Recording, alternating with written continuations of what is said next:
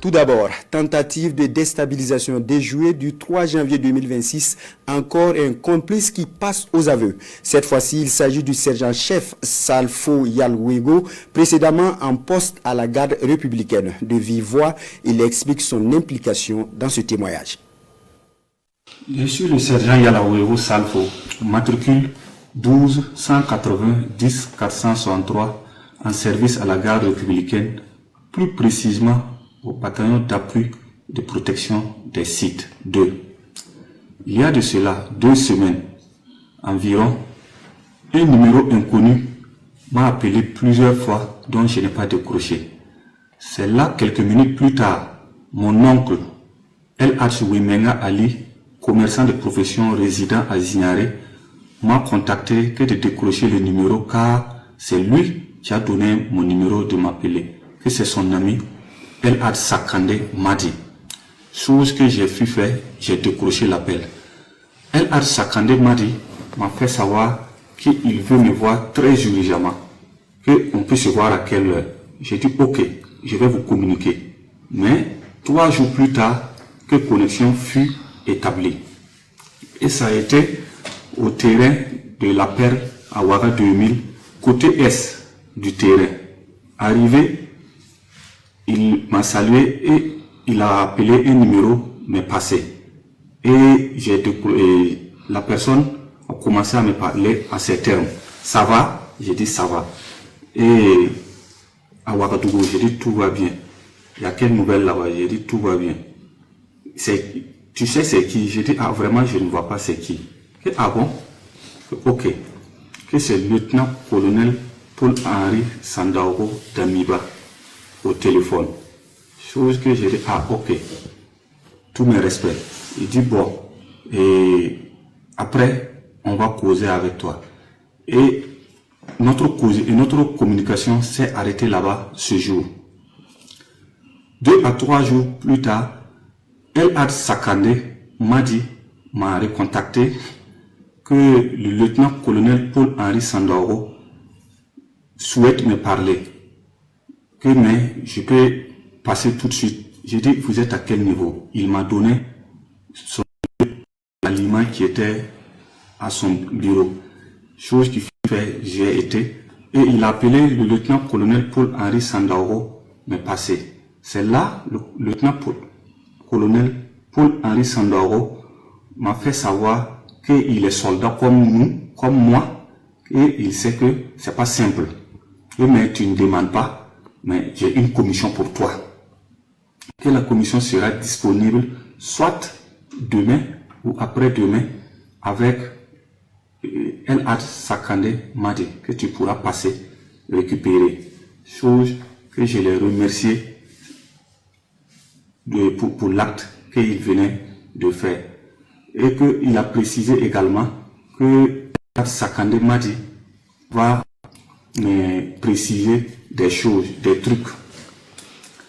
Après notre échange, il a coupé. C'est là El Sakande Madi m'a fait savoir de façon claire que c'est un projet de coup d'État. Mais il s'attend de moi de mobiliser des hommes pour la réussite du coup d'État. Chose que j'ai acquissée sans rien dire. Et on s'est quitté sur ça. Le 2e jour que je devais récupérer mon colis, j'ai appelé El Sakande Madi. Il m'a fait savoir qu'il est en déplacement, que dès qu'il rentre. C'est là, on est resté comme ça.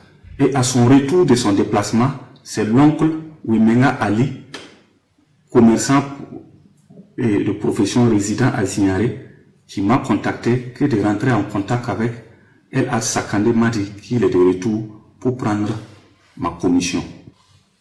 Je tiens à préciser que quand j'ai eu les détails clairs du rôle que je dois jouer, qui est un projet de déstabilisation, je me suis mis à travailler en me mettant en contact avec mes hommes que je fais plus confiance.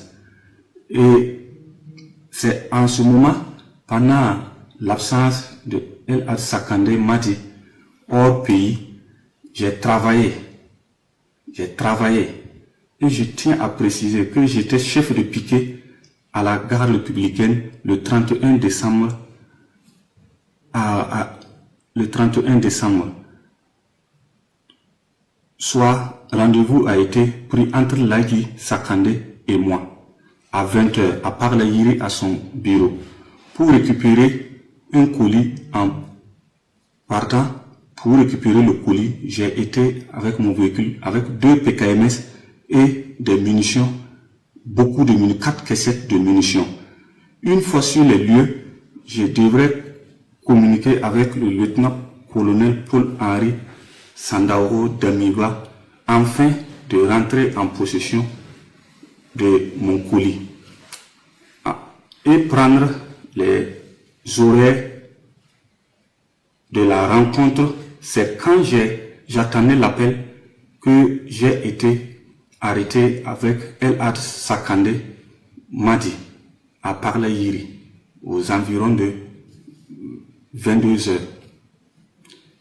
Je présente mes sincères regrets à Son Excellence, chef suprême des armées, président du Faso, le peuple résilient du Burkina Faso.